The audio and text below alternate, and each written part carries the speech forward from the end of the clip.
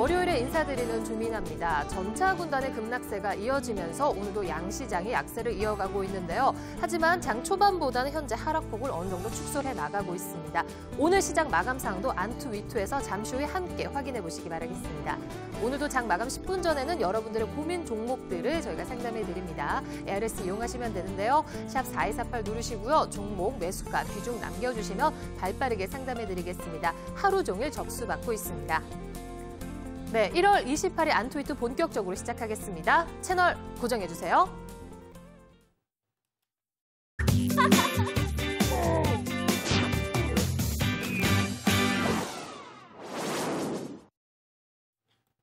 안투위투 함께하기 위해서 오늘도 세 분의 전문가와 저희 또 얘기 나눠보도록 하겠습니다. 오늘은 황민영, 박수범, 이경락 전문가십니다. 어서 오세요. 네, 안녕하십니까. 네, 자 시장이 연일 약세를 이어가고 있는데요. 그밖에 여러 가지 또 뭐 악재라든지 특징이 있는 이런 오늘 하루인 것 같습니다. 잠시 후에 또 장 마감상과 함께 여러 가지 이슈들 또 많이 짚어주셨으면 좋겠습니다.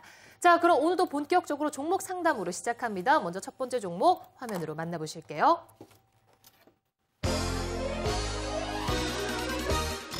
첫 번째 종목은 삼진제약입니다. 매수가는 11,400원, 비중 10%, 보유기간은 4개월입니다. 전문가분들 의견 보겠습니다. 네, 첫 번째 종목인데요. 의견이 다릅니다. 보유, 매도 의견 나와 있는데요. 먼저 보유 의견 들어보도록 하겠습니다. 박수범 전문가님. 네, 아무래도 이제 삼진제약 같은 경우에는 지금 이제 솔직히 말씀드려서 뭐 특별한 건 없습니다. 아무래도 이제 제약주들이 지금 이제 뭐 약가 인하 부분이라든가 그리고 이제 그 리베이트 부분의 쌍벌제 이러한 부분들이 우리가 좀 주목할 시기가 되었다라고 좀 보고 있고요. 거기에 따른 지금 현재는 좀 보유를 하지만 좀 더 매도 시점을 잡고 다른 종목으로 좀 교체 매매를 좀 했으면 좋겠습니다. 자, 그렇다면 이제 삼진제약 지금 이제 목표가는 12,000원 잡으시고요. 그리고 손절가는 10,000원 제시해드리겠습니다. 네, 일단 보유를 하면서 매도 타이밍을 노려보자라고 말씀 주시는 것 같거든요. 계속해서 보유 의견 들어보도록 하겠습니다. 황민혁 전문가님. 네, 삼진제약은 이제 거래량과 거래대금으로 봤을 때는 좀 작은 기업 중에 하나인데 사실 이제 앞에서 이제 언급을 하셨듯이 리베이트 쌍벌제 부분하고 이제 약가 인하제에 대한 그런 우려감들 이미 그 부분은 시장 이제 상황에 거의 반영이 되었다고 일단 보고 있습니다. 최근 들어서 이제 제약주들의 상승 모멘텀이 좀 좋은데 그와 관련해서 삼진제약 역시도 한번 이제 상승 흐름이 좀 나와주는 그런 눌림목 과정 이후에 상승 장이 한번 나와주는 그런 모습이 나타나지 않을까라는 기대감들 때문에 일단은 보유 관점을 말씀을 드렸고요. 이제 뭐 목표가나 이제 손절 라인을 제시를 해드린다면 이제 목표가 같은 경우에는 11,700원 정도 단기적인 상승 흐름이 나올 때 그 부분에서 이제 매도를 말씀드리겠고 이제 손절 라인 같은 경우에 1,400원 부근을 손절 라인으로 제시를 해드리도록 하겠습니다. 네, 이경락 전문가님 홀로 매도 의견 주셨거든요. 네, 일단은 뭐 지금 시장에 다 나와 있는 호재들은 다 더 이상 투자 매력이 없다라고 말씀드릴 수 있을 테고요. 그동안에 주가 흐름이 좋았던 부분 또한 어떤 내수주에 대한 시장의 매기가 형성됐다라고 말씀드릴 수 있겠습니다. 당사가 수출 기반을 두고 있지 않기 때문에 성장성이 없다라고 말씀드릴 수 있을 테고요. 이제는 약효가 다 된 제약주에 불과하다. 그리고 기왕이면 대장주를 잡는 것이 나았을 텐데 조금 지루한 종목이었습니다. 그런 부분이 있어가지고 좀 아쉬운 부분이 있기 때문에 목표가 11,500원 설정해드리도록 하겠습니다. 네, 이경락 전문가 매도 의견까지 들어봤습니다. 바로 다음 종목 짚어드릴게요. 평화전공입니다. 매수가는 18,500원, 비중 25%, 보유기간은 4개월입니다. 전문가분들 의견 주시죠. 네, 평화전공에 대해서는 긍정적으로 평가를 하셨네요. 모두 보유 의견 주셨거든요. 황민혁 전문가님. 네, 평화전공은 이제 자동차 부품주로 이제 속하는 그 섹터군인데 사실 이제 그 엔화 약세에 따른 이제 자동차 관련주들이 좀 민감하게 반응을 했어요. 역시 평화전공 역시도 이제 현대 기아차에 납품을 하고 있는 업체이기 때문에 주가 최근에 조정을 받고 나서 최근 저점을 다지는 그런 모습이 나타났습니다. 사실 이제 그 엔화 약세에 대한 부분은 시장에서 너무 과도한 좀 우려감들 때문에 주가가 보통 이제 밸류에이션보다 좀 많이 낙폭했던 그런 부분도 있을 것 같고요. 최근 들어서 반등이 나오는 부분은 이제 저평가에 대한 매력이 좀 부각이 되는 그런 자리다라고 말씀을 드릴 수 있겠습니다. 이제 목표가 같은 경우에 16,000원 정도 제시해드리도록 하겠고요. 손절가는 13,500원으로 제시해드리도록 하겠습니다. 네, 계속해서 보유 의견 들어보도록 하겠습니다. 이경락 전문가님. 일단은 뭐 자동차 부품주 섹터가 실적 대비해가지고 코스피나 그리고 코스닥 시장에서 가장 저평가된 섹터이기 때문에 당연히 보유를 해야 되겠다라고 말씀드릴 수 있을 테고요. 자동차 업황에 관련돼가지고 많은 부분 두려워하시는 분들이 계시는데 자동차 섹터가 가야지만 시장 또한 갈 수 있는 그런 구조를 가지고 있습니다. 국내 주식시장은. 자동차 부품주 더 이상 배척하지 마시고 이제는 서서히 모아가야 될 때가 맞습니다. 목표가 2만 원 정도까지는 충분히 갈 수 있는 종목이다라고 바라보고 있어요. 편안한 마음으로 가지고 가시면 되겠습니다. 네, 보유 의견에서는 저평가 메리트를 또 꼬집어 주셨는데요. 자, 박수범 전문가께서 매도 의견을 다시 바꾸셨거든요. 네. 네, 의견이 궁금하네요. 네, 잘못 꽂은 거고요. 네. 네. 지금 현재 평화증권 같은 경우에 지금 단기적으로도 좀 엔화 약세 부분이 너무 크게 이제 자동차 쪽에 좀 영향을 크게 주고 있는 부분입니다. 이 부분을 우리가 좀 무시할 수 없는 부분이고요. 그리고 이제 좀 더 장기적으로 본다면 엔화가 오히려 100엔대를 넘어서서 110엔대 가까이 갔을 때는 자동차 관련주들을 우리가 좀 사 모을 수는 있지만 지금 이제 90엔을 이제 넘었습니다. 이러한 부분에서는 우리가 좀 더 매도를 하고 다른 종목으로 좀 더 포트를 정리했다가 다시 한번 더 엔화가 정말 100엔대가 넘어갈 때 그때 자동차 부품들을 좀 보자고 좀 말씀을 드리고 싶네요. 그래서 이제 단기적으로 좀 매도를 좀 하자고 말씀드리고 싶고 그렇다면 이제 목표가는 15,000원, 손절가는 14,000원 정도 좀 말씀을 좀 드리도록 하겠습니다. 네, 자동차 부품주와 관련해서 또 엔화의 영향 다르게 판단을 해주셨습니다. 잘 참고를 하셨으면 좋겠습니다. 바로 다음 종목 짚어드립니다. 오스템 임플란트입니다. 매수가는 31,500원, 비중 40%, 보유기간은 3개월입니다. 전문가분들 의견 주시죠. 네, 이번에는 모두 보유 의견을 주셨는데요. 황민혁 전문가님, 긍정적으로 보시나요?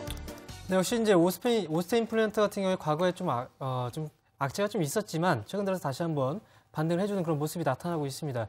지금 역사적인 신고가를 계속해서 갱신해가는 그런 모습이 나타나고 있는데요. 임플란트 사업 부분 같은 경우에 사실 이제 고령화 부분과 이제 맞물려서 앞으로 이제 성장성이 좀 부각이 되고 있는 그런 시점에 도래하고 있는 그런 모습이라고 말씀드릴 수 있겠습니다. 현재 이제 주가 좀 많이 올라오긴 했지만 사업의 성장성 부분 측면을 고려해 본다면 추가적인 상승 여력은 충분히 있다라고 말씀드릴 수 있겠고요. 그런 측면에서 이제 목표가는 한 4만 원 정도 단기적으로 가져가시고 그리고 손절 라인 같은 경우에는 한 34,200원 정도로 가져가신다면 충분히 좋은 결과 기대해 볼 수 있을 것 같습니다. 네, 지금 이분께서는 수익 구간이거든요. 긍정적으로 평가를 해주시면 굉장히 또 더 좋은 이런 기분을 내실 것 같은데 자, 기술적으로 어떻게 대응하면 될까요? 일단은 지금 차트를 보면서 제가 설명드려보도록 하겠습니다. 고령화 추세에 관련돼 가지고 우리가 관심을 가져야 된다라고 제가 저번에 인구 통계 관련된 이슈 시간에 한번 시청자 여러분들과 함께하는 시간이 있었는데 그 종목이랑 많이 부합을 한다라고 말씀드릴 수 있을 테고요. 그런 부분에 의해 가지고 요즘에 거래량이 동반된 강한 아주 수렴 구간, 강한 상승 수렴 구간을 뚫고서 강한 상승으로 전환되는 그런 모습을 보여주고 있다라고 말씀드릴 수 있을 테고요.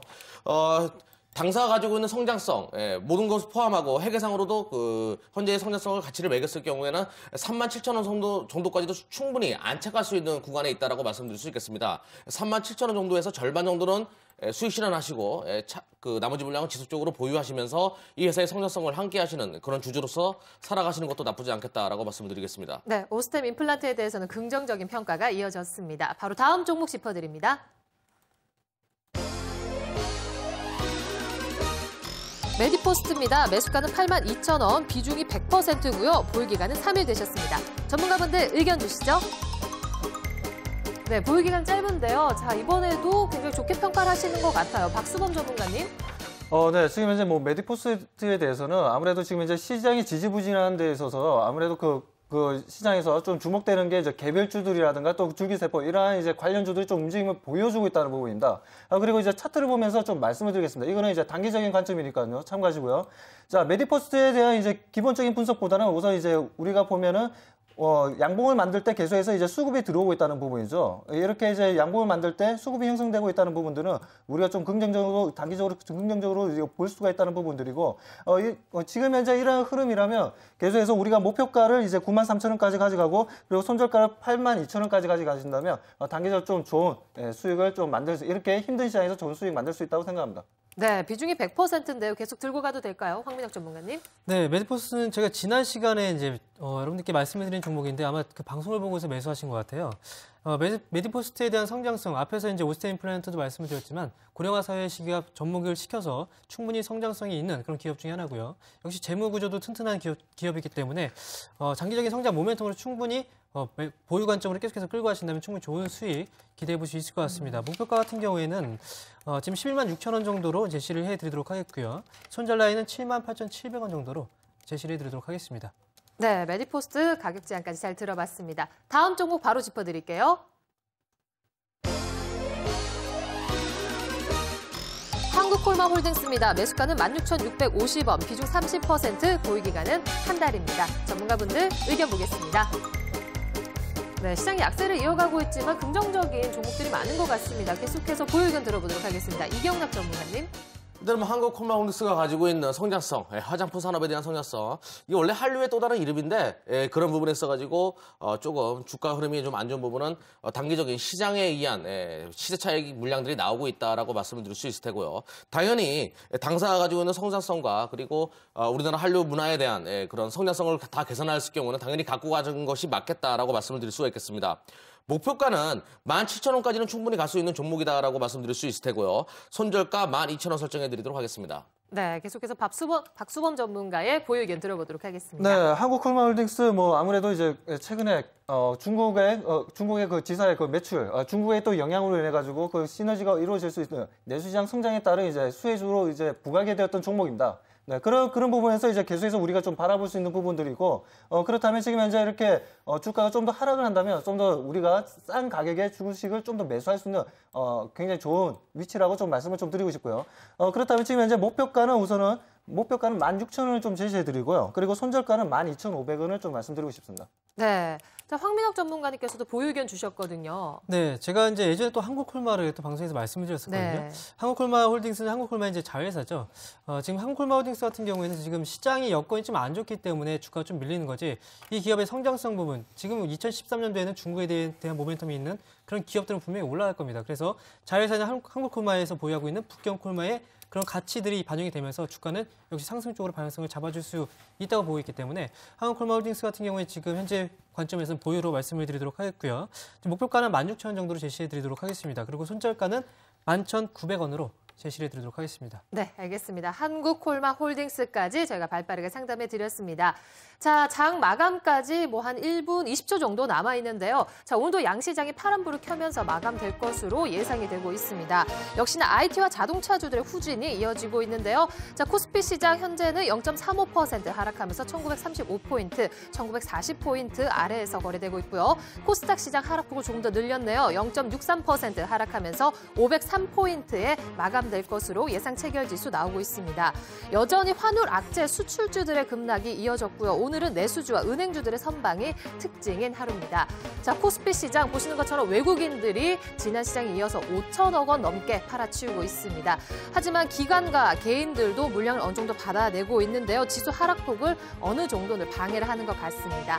자, 또 코스닥 시장 또 수급 짚어드리도록 하겠습니다. 오늘도 코스닥 시장에서는 외국인과 기관들의 매도 물량이 출회되고 있는데요.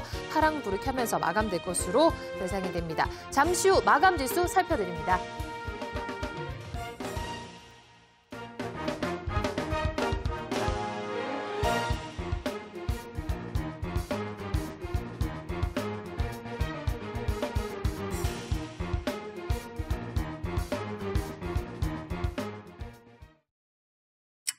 SBS CNBC가 오후 3시 증시 마감 상황을 알려드립니다. 네, 미증시는 상승을 이어갔고요. S&P 500 지수는 1,500포인트를 돌파를 하면서 5년 내 최고치를 기록을 했습니다. 글로벌 마켓 중에서 한국 증시만 유독히 소외되는 것이 아닌가 디커플링 우려감이 현실화되는 것 같은데요. 자, 외신들의 의견 또한 원화 강세에 따라서 코스피 시장에 대한 매력이 어느 정도 떨어진다. 이런 공통적인 의견이 나오고 있습니다. 오늘 시장에서도 환율이 또 대두가 되는 것 같습니다. 국내 증시 마감 상황 짚어드립니다. 네, 오늘도 양시장이 파란불을 켰습니다. 코스피 시장은 0.36% 하락하면서 1939포인트, 1940포인트 깨지면서 마감이 되었고요. 코스닥 시장 0.52% 하락하면서 504포인트에서 거래 마감되었습니다. 수급 부분 짚어드립니다. 외국인들이 오늘 코스피 시장에선 장 시작 1시간 안에 1,000억 원 넘게 매도 물량을 출회를 했는데요. 오늘 시장에서 총 5,300억 원 넘게 팔아치웠습니다. 자, 오늘 연기금과 투신이 1,000억 원 넘게 사들이면서 물량을 어느 정도 받아냈지만 지수 하락폭을 어느 정도 방어하는 데만 그치는 것 같습니다. 코스닥 시장 또 수급 부분 살펴드립니다. 오늘도 역시 코스닥 시장 약세를 이어갔는데요. 외국인들이 68억 원, 기관들이 42억 원 매도 우위를 보였고 개인만이 140억어치 사들였습니다. 업종별로는 오늘 희비가 엇갈렸습니다. 엔달러 환율이 91엔대를 돌파하면서 수출주들의 급락이 이어졌는데요. 자, 특히 전기전자 업종 오늘 2% 넘게 하락했고 철강 금속이 오늘 1% 넘게 제조업, 비검석 광물 그리고 운수장비 업종들 약세를 이어갔습니다. 자, 그밖에 환율 영향을 받지 않는 내수주로서의 매력이 부각이 되면서 오늘 은행 업종들의 강세가 이어졌는데요. 은행 업종이 오늘 시장에서 업종 지수로만 4% 넘게 급등을 했고 증권, 금융, 건설 업종들도 오늘 2% 넘게 강세를 시현하며 마감이 되었습니다. 시가총액 상위 종목들도 오늘 각기 다른 흐름을 보였습니다. 삼성전자가 4거래 연속 조정을 받았는데요. 오늘 주가 3% 넘게 조정을 받으면서 삼성전자 주가 오늘 140만 원이 붕괴되며 마감되었는데요. 작년 11월 중순 이후 최저가를 기록했습니다. 자, 오늘도 자동차주들의 엔화 약세에 따라서 현대차, 기아차들은 52주 신저가를 또 기록을 하면서 먹구름이 가시지 않는 모습인데요. 현대차 1% 넘게 조정받았고 반면에 오늘 현대모비스는 어느 정도 강보합세에 마감이 되었습니다. 포스코도 오늘 3% 넘게 조정을 받았습니다. 오늘 시장에서는 신한지주와 KB금융이 강세를 시현하면서 역시 또 차별화된 모습을 보였는데요. 그밖에 자동차의 기아차주도 오늘은 1% 넘게 조정받았고 신한지주 4% 넘게 상승하며 마감이 되었습니다. 자, 오늘도 월요일 시장인데 역시 글로벌 마켓에서 한국 증시가 소외되는 것 같다 이런 느낌을 떨쳐버릴 수 없는 것 같습니다. 오늘 시장에 대해서도 우리 전문가분들과 얘기 나눠보도록 하겠습니다. 자, 외신들의 의견 또한 지긋지긋하지만 계속해서 환율 얘기가 되고 있는 것 같거든요. 일단 오늘 시장 또 조정을 받을 수밖에 없었던 이유에 대해서 살펴보도록 하겠습니다. 황민혁 전문가님. 네, 오늘도 역시 이제 외국인들이 지난 금요일 날부터 시작해서 또 5천억대 매도 자금이 나왔습니다. 네. 사실 금요일하고 좀 다른 쪽으로 해석을 해본다면 기관들이 이제 마지막에 금요일 같은 게 마지막에 받아줬지만 오늘 같은 경우에는 외국인들 초반에 이제 매도가 좀 나왔지만 초반부터 시작해서 기관들의 매수폭을 좀 확대해 나갔다는 그런 부분에서는 이제 기관들하고 외국인의 그 싸움이 좀 벌어진 가운데서 그나마 좀 지수를 좀 방어를 해줬다라고 말씀드릴 수 있겠고요. 오늘 이제 그 특별한 상황으로 본다면 역시 이제 삼성전자가 3% 정도까지 하락세를 보였고, 그다음에 그 업종군 내에서는 지금 은행주가 새롭게 부각이 되면서 네. 지수가 좀 올라오는 그런 모습이 나타났었는데, 사실 은행주 그동안 좀 관심이 없었습니다. 그렇지만 은행주가 최근 들어서 이제 그 원화 강세가 있다 보니까 원화 강세에 따른 수혜주로서 부각이 될 수 있는 그런 업종으로 지금 구분이 돼서 지금 수급이 좀 몰리고 있는 그런 모습이 나타나고 있는데, 사실 이런 그 업종에 대한 섹터군들의 이제 순환매 자체가 이게 너무나 빠릅니다. 그렇기 때문에 이런 수급을 단기간에 이제 쫓아가기보다는 지금 현재 시장에서는 내가 이제 갖고 있지 않다면 지금 새롭게 추가 매수를 붙거나 그렇게 하는 전략들은 사실상 좀 위험하고요. 지금 같은 경우에는 아직까지 저는 그런 생각을 하고 있어요. 지금 최근 들어서 시장이 디커플링 현상이 계속해서 벌어지고 있는 그런 시점인데, 지금 현재 시점에서는 차라리 지금 그동안 좀 낙폭이 좀 과대했던 그런 업종들을 조금씩 분할 매수하는 그런 접근이 아직까지 유효하다라는 측면을 일단 보시는 게 가장 좋은 전략이 되지 않을까 생각을 하고 있습니다. 네. 자, 코스닥 시장에서도 외국인들이 큰 규모는 아니지만 계속 파란불을 켜고 있거든요. 코스닥 수급 동향 짚어주시죠. 네, 코스닥 쪽에서도 마찬가지로 좀 개인들 외에는 계속해서 매도 물량이 좀 나왔던 시장이었습니다. 그러면서 이제 개인들이 좀 수급이 좀 형성되는 부분들이 아무래도 지금 현재 좀 약간의 경기, 환율이라든가 지수에 크게 영향을 받지 않는 종목들에 좀 수급이 형성되었던 부분들인데요. 그러한 부분들은 IT, 소프트웨어 쪽이라고 좀 보고 있고요. 지금 현재 상승한 종목들 보면 네오이즈 인터넷이라든가 미스테크시라든가 다우 기술, 이러한 회사들이 지금 현재 개인들의 매수 물량이 좀 들어오면서 상승을 하고 있다는 거, 아무래도 개인들도 지금 현재 환율이라든가 그리고 지수의 영향을 크게 받지 않으면서 앞으로 매출이라든가 이 회사의 성장 모멘텀이 있는 회사들 쪽으로는 계속해서 분할 매수를 해서 좀 개인들의 물량이 계속해서 들어오고 있다라고 좀 판단을 하고 있습니다. 네, 알겠습니다. 자, 환율 얘기 저희가 또 짚어봐야 될 듯한데요. 그래도 오늘 시장에서는 1,080원대로 반등을 했는데 정부가 어느 정도 개입한 것이 아닌가 가능성이 또 제기가 되고 있다고 하네요. 환율 흐름 짚어주시죠. 일단은 정부 개입설에 관련된 얘기도 서서히 나오고 있고요. 또한 우리가 주목할 부분은 오늘 외국인들이 코스피 시장과 그리고 그 코스닥 시장에서 대량 매도 물량을 출회를 함으로 인해 가지고 그들 자금이 자국으로 돌아가는 것을 의미하는 거기 때문에 당연히 환율이 올라갈 수밖에 없는 그런 모습을 보였다라고 말씀드릴 수 있겠습니다. 그럼 제가 화면을 보면서 지금 현재 환율의 움직임이 앞으로 어떻게 예상되는지, 그리고 거래소와 코스닥 수급이 어떻게 예상되는지를 자세하게 풀어보도록 하겠습니다. 자, 지금 12월 달부터 우리나라 시장에 환치기 자금들이 들어왔다라는 그런 설들이 있고 실제적으로 그런 모습을 보여왔기 때문에 그 자금들이 들어왔을 때 보통 평균적인 가액이 1,085원이었습니다. 원달러 환율이 1,085원이었고 지금 화면에 보시다시피 11월, 12월 달 요때 환율 가액이 한 요 정도 되니까 1,085원대가 맞겠죠. 그리고 나서 환율은 1,060원 선 아랫선부터 급격하게 외국인들이 환차익 실현 물량들을 시장에 내놓기 시작했습니다. 거래소랑 거래소랑 코스닥 시장에서 대량 매도 물량이 출회하면서 환율이 다시 재반등의 구간에 접어들었다라고 말씀드릴 수 있을 테고요. 그럼 외국인들이 1차 공습을 가했을 때랑 비슷한 가액까지 환율이 와 있다는 것을 의미하기 때문에 다시 2차 공습이 들어올 가능성이 높습니다. 여기서 환율이 떨어질 가능성이 높다는 것을 의미하겠죠.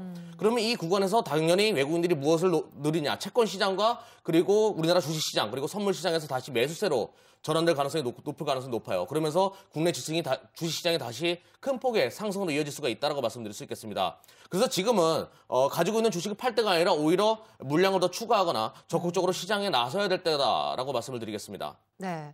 엔달러도 짚어주시죠. 오늘 91엔대를 돌파를 했다 이런 뉴스가 있더라고요. 네, 일단은 일본의 엔화의 투기 자금들은 100엔까지 바라보고 있는 것으로 보이고 있어요. 100엔까지는 끌어올리고 나서 환투기 자금들이거든요, 대부분. 그러니까 환율 매수 구간에서 그러니까 매도 포지션을 취한 자금들이 대량으로 유입됐기 때문에 엔화가 이렇게 급격하게 떨어지고 있다라고 말씀드릴 수 있을 테고요. 엔화는 100안까지 충분히 떨어질 수 있는 가능성이 높습니다. 그 구간을 한번 찍고 나서야 어느 정도 시장에서 그 엔화의 가치가 너무 절하되었다는 그런 분위기가 형성될 가능성이 높기 때문에 현재 상태에서는 계속 우리가 묵고하면서 지나가고 원달러 환율의 움직임에서도 분명히 환치기 자금들이 다시 유입된다. 그 부분이 주의해야 된다. 그 부분을 주목해야 된다라고 말씀을 드리겠습니다. 네, 우리 증시는 뒷걸음질 치고 있지만 미국 증시도 계속 상승세 이어가고 있고요. 또 중국 증시가 7개월의 최고치를 기록을 했습니다. 강세 배경에 대해서 또 짚어주시고요. 또 여러 가지 중국 수혜 관련주들에겐 당연히 호재거리가 될 것 같거든요. 네, 지금 이제 글로벌 증시하고 우리나라 증시하고 뭐 디커플링 현상이 나타나는 건 사실 지금 우리나라 국내적인 그 여건들, 뭐 뱅가드 펀드에 대한 부분도 있고 환율에 대한 부분도 있거든요. 그렇지만 이제 지금 글로벌 증시에서 나타나고 있는 전반적인 이제 경기와 같이 민감하게 움직이는 그런 업종들의 그 지표들 발표가 됐었죠. 미국 같은 경우에는 기업들 알코올 실적을 기초로 시작해서 나머지 업체들의 실적이 거의 예상치를 상회하는 그런 실적들이 발표가 되고 있고요. 그리고 중국 같은 경우에 2012년도 저점이었지만 2012년도 12월 때부터 반등이 나왔던 이유는 정권 교체 이후에 중국에 대한 그런 중국 수혜에 대한 그런 기대감들이 지금 시장에 좀 반영이 되고 있는 그런 모습이었고요. 그리고 이제 유럽 같은 경우에는 사실 이제 문제가 그동안 이제 2012년도까지 발목을 잡았던 그리스에 대한 문제들, 그리고 이탈리아, 스페인 이런 국가들의 문제들이 디폴트 문제들이 좀 완화가 되면서 주가가 계속해서 올라가는 그런 모습이거든요. 그렇기 때문에 지금 뭐 가장 큰 모멘텀으로 본다면 지금 전반적인 글로벌 증시는 우상향하고 있는 그런 추세고, 그리고 중국 같은 경우에도 지금 올해 들어서 2010년도 경기 저점 이후에 반등 회복 구간에 있기 때문에 지금 현재 국면에서 이제 본다면 우리나라 지수 지금 단기적인 악재에 의해서 주가가 밀릴 뿐이지 지금은 어떻게 보면은 새로운 기회가 될 수 있다는 거죠. 지금 현재 주가 위치가 단기적인 외국인 매도가 끝나고 나서 외국인들이 매수로 딱 돌아서는 그 시점부터는 아무래도 이제 우리나라 지금 주식시장인 저점이 가능성이 높거든요. 그렇기 때문에 지금부터라도 분할 매수로 접근했신다면 나중에 지수 상승 시기에는 충분히 수익을 가져갈 수 있는 그런 구간에 진입을 해 있는 그런 모습이다라고 말씀드릴 수 있겠습니다. 네, 근데 순환매가 빨리 이뤄지기 때문에 어떤 업종이라든지 저희가 대응하기가 참 힘들 것 같거든요. 어떻게 보세요? 저는 이제 전체적으로 좀 약간 좀 부정적으로 보고 있습니다. 저 같은 경우에는. 시장 자체로요? 네, 시장 자체를 좀 부정적으로 보고 있는데 그 이유는 지금 이제 아무래도 외국인들의 지금 수급 상황입니다. 외국인들의 수급 상황이 지금 이제 꼬였다고 지금 생각하는 부분들이 지금 이제 계속해서 뱅가드 얘기도 나왔었고, 그리고 환율 얘기가 나오고 있고, 거기다 또 북한의 핵 문제 이러한 부분이 나왔습니다. 거기다 혹을 하나 더 달았죠, 시장에서. 그게 뭐냐? 바로 그 20의 LTRO 자금에 대해서 회수 부분이 얘기가 나왔습니다. 그렇다면 지금 현재 이러한 부분들은 계속해서 우리 시장에서 외국인들의 자금이 점점 빠져나갈 확률이 더 높다는 거죠. 그리고 오히려 지금 이런 이제 유럽 자금들이 이제 계속해서 이제 미국 국채라든가 들어왔던 자금들이 다시 한번 더 유럽으로 다시 회귀를 한다면은 아무래도 미국이라든가 유럽 시장은 계속해서 좋아지겠지만, 수급이 형성돼서 좋아지겠지만, 오히려 신흥국이라든가 우리나라 같은 경우에는 오히려 외국인들의 매수세라든가 영향력이 가면 갈수록 좀 약해지면서, 어떻게 좀 외국인들 수급이 꼬이다 보면 이게 오히려 박스코인 내지는 아니면 좀 더 하락을 할 수 있다고 저는 보고 있습니다. 네. 잠깐만 덧붙이면 LTR로 자금이 이제 회수가 되면은 유동성을 뺀다는 거잖아요. 시장에 이제 그 유동성을 뺀다는 건데, 그런 그 환율적인 투기적인 부분 요소보다는 사실 이제 우리나라 증시 같은 경우에는 지금 이제 그동안 올라가야 됐음에도 불구하고 올라가지 못했기 때문에 그 환투기적인 부분보다는 사실상 밸류에이션이 좀 많이 부각이 될 수 있는 그런 자리이기 때문에 그렇게 이제 흔들림이 그렇게 심하지는 좀 않을 거라고 생각이 들거든요. 저는 제가 이제 말씀드리고 싶은 부분은 제가 원래 굉장히 비관론자 아니겠습니까? 제가 시장 안 좋다라고 항상 말을 해가지고 욕을 좀 묻어먹는 사람 중에 하나인데 제가 여기서 시장을 바닥을 논하겠습니다. 예, 시장을 지금 사야 된다라고 말씀을 드리는 가장 중요한 이유는 지금 현재 들어와 있는 자금들, 그러니까 제가 저번 주에도 저는 분명히 시장이 빠진다라고 말씀드렸고 안 좋다라고 말씀드렸고요. 하지만 지금 국면에서 분명히 사야 된다라고 말씀드리는 중요한 포인트는 지금 세계 시장과의 디커플링 문제도 있겠지만 우리나라 시장이 빠진 부분은 대부분 트레이딩을 위한 자금들이 많다는 것입니다. 외국인들이 유출되는 것 또한 단기 트레이딩 자금들 그리고 환치기 자금들이 대부분이기 때문에 현재 국면에서 다시 그 자금들이 재차 유입될 가능성이 높습니다. 그래서 우리나라 시장이 지금까지 보지 못했던 이례적인 상승부터 한번 토해낼 수 있다.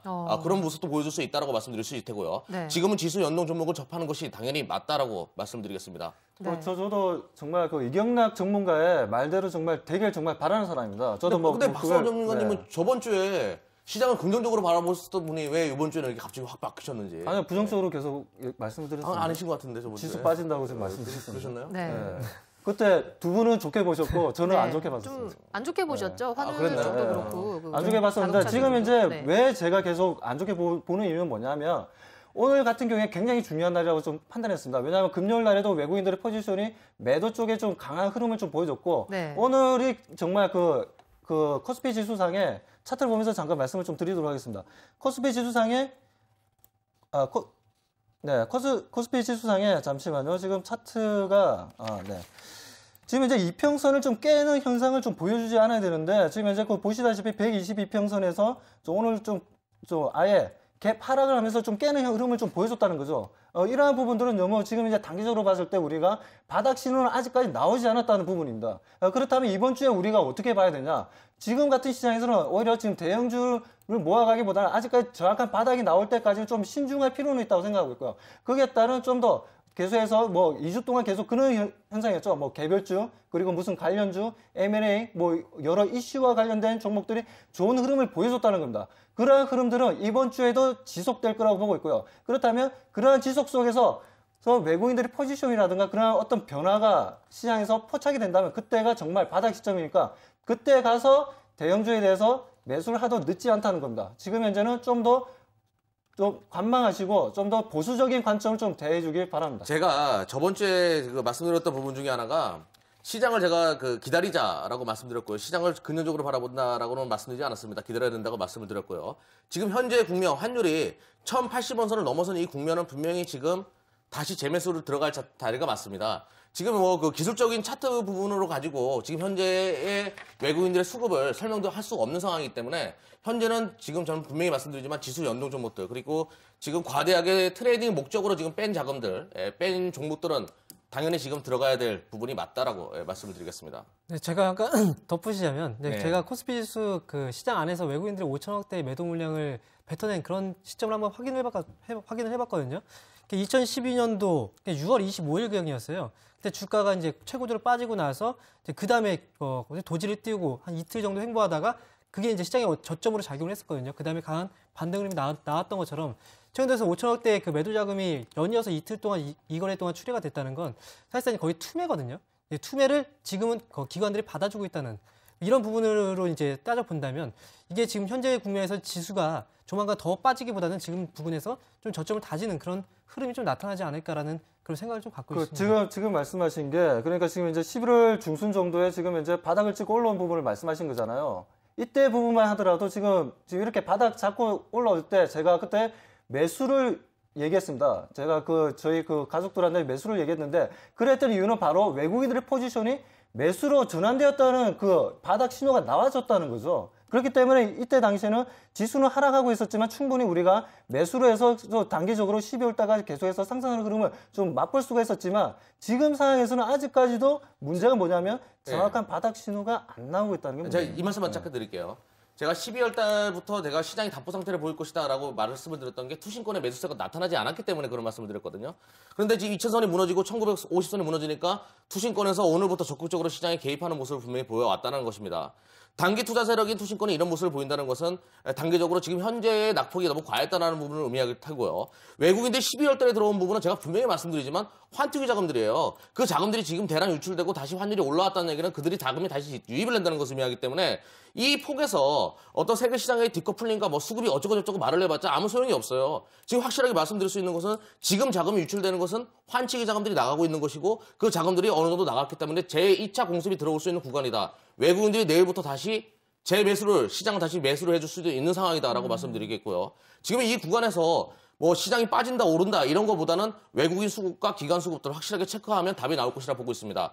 지금 현재 숨고르기 상태에 있는 것은 분명할 텐데 확실하게 말씀드릴 수 있는 것은 외국인 수급 분명히 돌아올 것이라 보고 있어요. 그 구간에 같이 맞춰서 적극적으로 시장에 개입하는 것이 현명한 투자가의 처사가 될 수 있다라고 말씀드리겠습니다. 네, 오히려 외국인들이 지난 시장 그렇고 오늘 시장 그냥 5천억 원, 5천억 원 크게 매도 물량을 출하하는 것이 오히려 더 좋을 수 있다라고 한 번에 다 빼고 다시 네, 이제 다시 시장 들어오겠다. 급격한 상승으로 이어질 수도 있습니다. 시장에. 네, 지금 이제 뭐 투신 쪽의 이제 포지션이 오늘 같은 경우에 좀 매수로 좀 전환되었습니다. 매수로 전환되어서 지금 이제 그 어느 정도 이제 지수가 좀 꼬리를 달면서 좀 어느 정도 보합권까지 좀 상승했는데 이러한 부분에 있어서 우리가 투신 쪽이 이제 돌아섰기 때문에 계속해서 시장을 좋게 봐야 되냐? 아니면 지금 현재 부분을 단지 최근에 좀 급락한 부분에 있어서 단계적인 기술적인 반등으로 봐야 되냐? 저는 오히려 지금 현재 상황에서는 기술적인 반등으로 봐야지 추세 전환으로 아직까지는 보고 아니 반등이 있습니다. 나오지 않았어요. 무슨 반등입니까 지금? 네. 반등은 안 나왔어요 지금. 네. 예. 자, 일단은요, 다른 전문가분들께서도 의견을 많이 내주셨거든요. 내일장과 시장 자체에 대해서 어떻게 전망을 하셨는지 먼저 화면으로 확인해 보시겠습니다.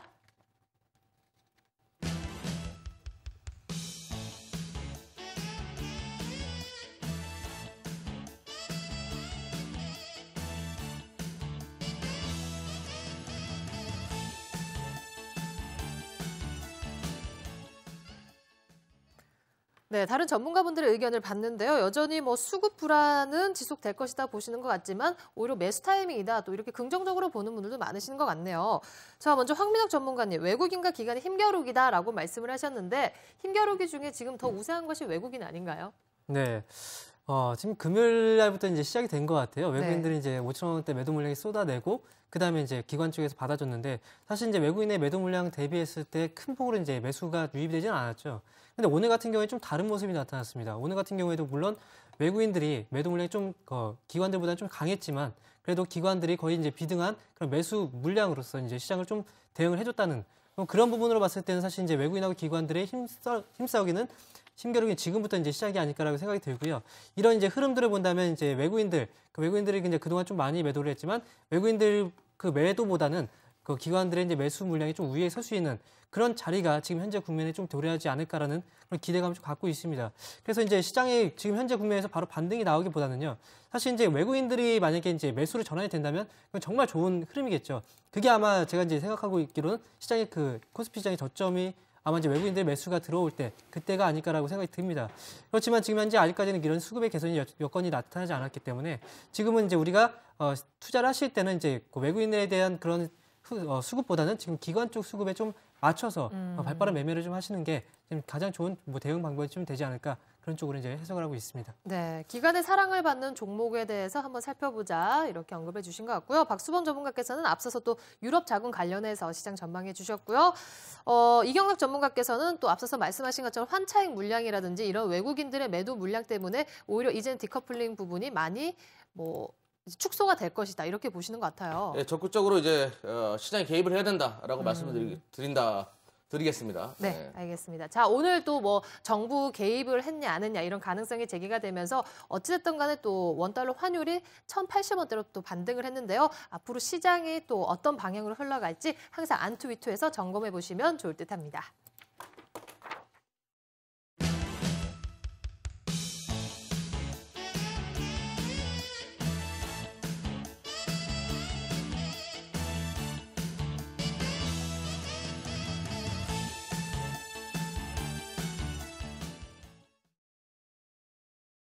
아홉 살 칭칭에게 아름다운 교실이 생겼습니다.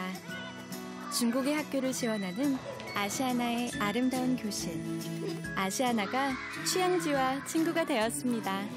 아름다운 사람들 아시아나항공. 스키장 리프2에서 그래 오늘로 주식을 팔았다. 나의 스마트폰 주식 거래는 크레온.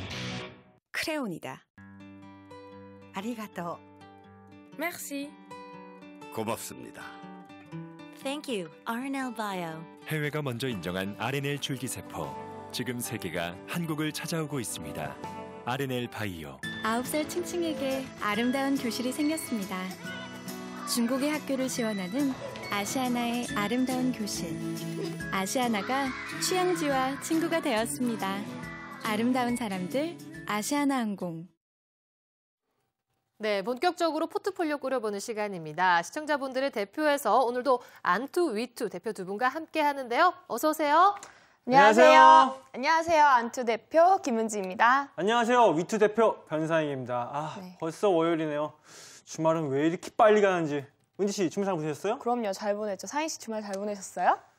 경제가 좀 구리구리하니 마음이 좀 착잡하네요. 아니 잘 나가는 상희 씨가 제 앞에서 그런 말씀하시면 어떡해요. 네, 뭐 시장이 약간 불안하다고는 하지만 한 주가 시작됐으니 우리 다 함께 화이팅해요. 전문가님들 화이팅!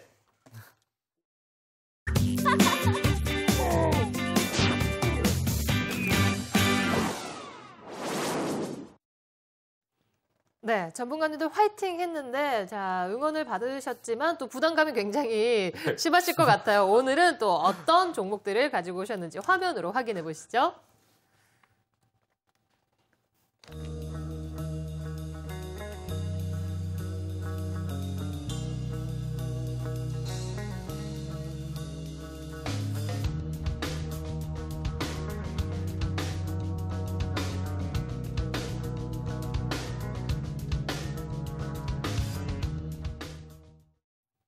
네, 총 3종목 먼저 화면으로 확인해 보셨는데요. 먼저 황민학 전문가의 현대제철부터 살펴볼까요? 대형주네요. 네, 오랜만 저 원래 대형주를 많이 갖고 나오는데 네네. 지금 현대제철 지금 앞에서 제가 언급을 해드릴 때 지금은 대형주도 모아가야 되는 그런 시장이다라고 이제 말씀을 해드렸습니다. 그게 이제 걸맞는 그런 종목 중에 하나라고 이제 말씀드릴 수 있겠고요. 현대제철, 철강 산업인데 철강 산업 같은 경우에 거의 산업의 쌀이다라는 그런 표현을 할 정도로 거의 이제 대부분의 전방 산업들의 이제 기초 소재로서 이제 기초 소재가 되는 그런 업황이라고 말씀드릴 수 있겠습니다. 특히 이제 자동차 쪽이나 조선 쪽, 그리고 건설 쪽, 그리고 가전, 기계 거의 전반적인 이제 경기 민감 산업들, 거의 산업들 중에 그 철강을 무조건 소유해야 되는, 소비를 해야 되는 그런 산업이기 때문에 경기에 가장 민감하게 움직이는 그런 업종 중에 하나입니다. 현대제철 같은 경우에는 2012년도를 우리가 이제 얘기를 해본다면 사실 2012년도 철강 사업의 수요가 가장 많은 나라가 바로 중국입니다. 중국의 그 경기적 여건이 좀 안 좋다 보니까 지금 철강에 대한 수요가 감소를 하게 됐고요. 그에 따라서 전반적인 철강업계가 좀 다소 좀 불안한 그런 모습이 나타났었는데요. 사실 이제 건설 경기도 좀 안 좋다 보니까 건설 경기에 건설 쪽에서 사용이 되는 그런 철강제도 역시 수요가 좀 줄어들었었죠. 하지만 2012년도 같은 경우에는 자동차 산업이 좀 자동차의 산업이 좀 화랑기를 띠면서 자동차 부분에 대한 수요는 그래도 그나마 좀 안정적인 그런 매출을 발생을 시켰습니다. 제가 이제 철강 산업에 대해서 이제 말씀을 드리고 있는 건 우리가 이제 지금 현재 우리나라 증시 같은 경우에 전반적으로 좀 침체 분위기입니다. 그렇지만 우리가 생각을 해봐야 되는 그 큰 그림이 있죠. 지금 유럽 같은 경우에도 점차 안정세를 취해 가고 있는 그런 시점이고, 그리고 이제 미국 같은 경우에도 이제 전반적으로 이제 경제 지표가 개선이 되고 있고, 그리고 전반적으로 이제 그 산업에 민감한 그런 업체들에 대한 실적도 역시 좋아지고 있는 그런 모습이 나타나고 있죠. 그리고 중국 같은 경우에도 실질적으로 가장 소비가 많은 중국의 경우에도 2012년도에 바닥을 찍고 나서 경기가 점차 이제 반등하고 있는 그런 시점이기 때문에 이제 산업의 쌀이라고 표현할 만큼 거의 전방 산업의 모든 부분을 차지하고 있는 그 현대제철, 철강 업종을 지금부터 우리가 좀 집중을 해서 좀 지켜볼 필요가 있다라고 말씀을 드릴 수 있겠습니다. 지금 준비된 자료 화면을 좀 보시면서 제가 이제 현대제철에 대한 기업에 대해서 좀 설명을 드리도록 하겠습니다. 현대제철 이제 주요 제품군에 대해서 확인을 해보시면요, H형강, 우리가 이제 건물을 볼 때 건물의 기둥 부분을 지금 지탱해주는 그런 부분이 이제 H형강 산업 부분인데요. H형강 산업 부분을 이제 현대제철이 이제 만들고 있고, 그리고 철근도 역시 마찬가지고 열혈 강판 부분, 그리고 후판, 일반 형강, 그리고 기타 부분, 전반적인 철강 쪽에서 거의 대부분의 그런 철강제들을 우리가 생산해내는 그런 대표적인 글로벌 기업이다라고 이제 말씀을 드릴 수 있겠고요. 제가 이제 철강 사업에 대해서 말씀을 드리면서 이제 업황이 좀 바닥 국면을 탈피하고 나서 이제 점차 이제 개선되는 모습이 나타나고 있다고 이제 말씀을 한번 드렸었는데, 지금 이제 주요 원재료 가격을 먼저 우리가 확인해 볼 수가 있을 것 같아요. 지난 2012년도 10월 달 거의 이제 하반기였죠. 하반기를 기점으로 해서 지금 철광석 스팟 가격과 원료탄 스팟 가격이 점차 상승세를 보이고 있는 그런 추이에 있고요. 그리고 이제 철 스크랩 가격은 철 스크랩이라고 한다면 거의 철을 생산하는 그런 철강 산업의 거의 기초 소재라고 보시면 돼요. 원재료라고 보시면 될 것 같은데 역시 이제 10월을 기점으로 해서 계속해서 미국 쪽 그리고 일본 쪽에 철 스크랩 가격이 계속해서 상승 추세로 계속 진입하고 있다라는 측면에서 일단 우리가 원재료 가격이 상승하게 되면 당연히 마진이 개선되는 효과가 있거든요. 그렇기 때문에 철강 사업은 지금부터 어떻게 보면 업황이 2012년도 바닥을 찍고 2012년도 말부터 시작해서 계속해서 회복 국면에 진입을 하고 있다라는 측면을 우리가 해석을 해볼 수가 있을 것 같습니다. 이제 가장 큰 중요한 모멘텀으로 제가 이제 말씀을 드린다면 사실 이제 중국에 대한 그 수요가 가장 많이 발생하고 있는데요. 중국에 대한 수요 부분을 본다면 중국의 경기입니다. 경기 지표를 우리가 확인해 볼 수가 있겠죠. 네. 그런데 경기 지표를 보게 되면 최근 들어서 2012년도 저점을 찍고 나서 2013년도 초부터 시작해서 계속해서 이제 지표들이 좋아지는 그런 모습이 나타나고 있거든요. 이런 부분은 바로 이제 철강 사업의 실적에도 바로 적용이 될 수 있다라는 측면을 이제 말씀을 해드릴 수가 있겠죠. 준비된 표를 잠깐 확인해 보게 되면요. 2013년도, 2012년도 같은 경우에는 워낙에 업황이 안 좋았기 때문에 지금 영업이익의 추이가 전반적으로 이제 하향 조정이 되었지만 2013년도 1분기를 기점으로 해서 지금 바닥 국면을 찍고 2013년도 2분기부터 시작을 한다면 계속해서 증가세를 보일 수 있는 그런 모습이라고 이제 말씀드릴 수 있겠습니다. 그리고 키포인트로 말씀드린다면 사실 이제 지금 철강업체들 같은 경우에 고로 생산, 즉 생산량이 증가하게 되면은 이익의 모멘텀이 커지고 주가가 크게 올라가는 경향이 있거든요. 그래서 이제 한 가지 모멘텀을 본다면 이제 2013년도, 2006년부터 투자해왔던 고로 생산 가동이 2013년도에 본격적으로 이제 가동이 되는 그런 시기이기 때문에 사실 이제 9월달 시점으로 해서 영업이익 같은 경우 증가세는 큰 폭으로 이제 성장할 수 있는 그런 모멘텀을 갖춘 그런 기업이다라고 이제 말씀을 드릴 수 있겠습니다. 네, 현대제철 조금 오랜만에 보는 종목이다 이런 생각도 들거든요. 전형적인 또 대형주인데요. 자, 안전한 투자를 지향하는 은지 씨에게 좀 맞지 않나 이런 생각도 들어요. 어떻게 생각하세요? 상익 씨, 우리나라를 대표하는 철강 기업은? 당연히 포스코죠. 그렇죠. 전문가님 보면 이렇게 포스코가 더 유명해요. 근데도 굳이 이 종목을 갖고 나오신 이유는 뭔가요? 네, 포스코를 많이 말씀을 하실 거예요. 이제 네. 저도 이제 포스코에 대해서 말씀하실 거라고 생각을 했는데 포스코보다 제가 현대제철을 말씀을 드린 건 이제 조정 국면입니다. 지금 같은 경우에는 4분기에 대한 그 이익에 대한 모멘텀들이 실적이 사실상 좋지는 않다고 보고 있거든요. 그래서 이제 4분기에 대한 우려감 부분을 제가 언급을 해드린 건데 포스코 같은 경우에 4분기 실적에 대한 우려감이 있음에도 불구하고 최근 들어서 상승폭이 좀 컸다는 거죠. 그렇기 때문에 단기적인 그 충격이 오게 되면은 이익에 대한 그런 충격이 오게 되면 조정폭 역시도 커질 수 있다는 그런 측면 때문에 제가 포스코보다는 지금 현대제철을 지금 말씀을 드린 겁니다. 아니, 뉴스를 보니까 전체적으로 철강주들이 외국인 매물 부담에 약세를 보이고 있다고 하는데 이 현대제철만 특별히 가지고 있는 특별한 뭐 고급 정보 이런 게 있나요? 네, 오늘 시장에서 철강주들이 약세였어요, 정말. 네, 철강주들이 약세였는데요. 사실 이제 철강주들이 약세를 보일 만한 그런 이벤트는 없었습니다. 경기 가장 민감하게 보이는 철강주들은 사실 이제 올라가야 되는 게 정상이거든요. 근데 지금 현재 뭐 우리나라 전반적으로 시장 분위기가 안 좋다 보니까 실적 우려감이 지금 발목을 잡고 있는 그런 모습이라고 생각이 들거든요. 근데 현대제철을 제가 이제 강력한 모멘텀으로 이제 말씀을 드린다는 건 제가 앞에서 이제 말씀을 드렸듯이 이제 고로 2006년도부터 투자가 됐었습니다. 그런데 2013년도부터 고로 3기 투자가 완료가 되고요. 9월 달부터 본격적인 생산 라인이 생산이 들어가기 때문에 지금 이제 지금 제강 능력으로 본다면 제강 1,200만 톤 정도, 그리고 이제 고로제 열혈 가격판 쪽이 한 850만 톤, 그리고 후판 쪽이 350만 톤 체제로 이제 확대가 되기 때문에 이런 부분이 이제 실적 향상으로 같이 모멘텀으로 부각이 될 수 있는 그런 부분이라고 말씀드릴 수 있겠습니다.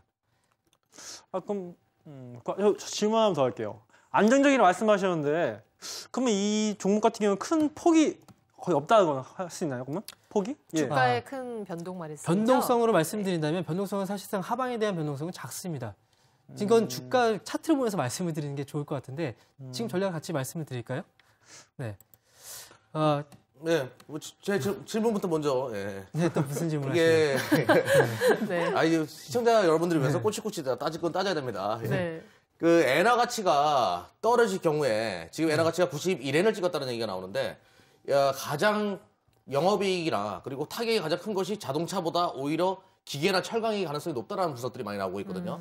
특히 뭐 경쟁 구도에 있는 것이 일본에 있는 뭐 제1부 제철소나 뭐 이런 회사들과 많은 부분 맞물리기 때문에 그쪽이 가장 타격이 엔화 가치가 하락한 부분에서 가장 큰 타격이 현대제철에게 어떤 영향을 주는지에 대해서 한번 말씀을 해주셨으면 좋겠습니다.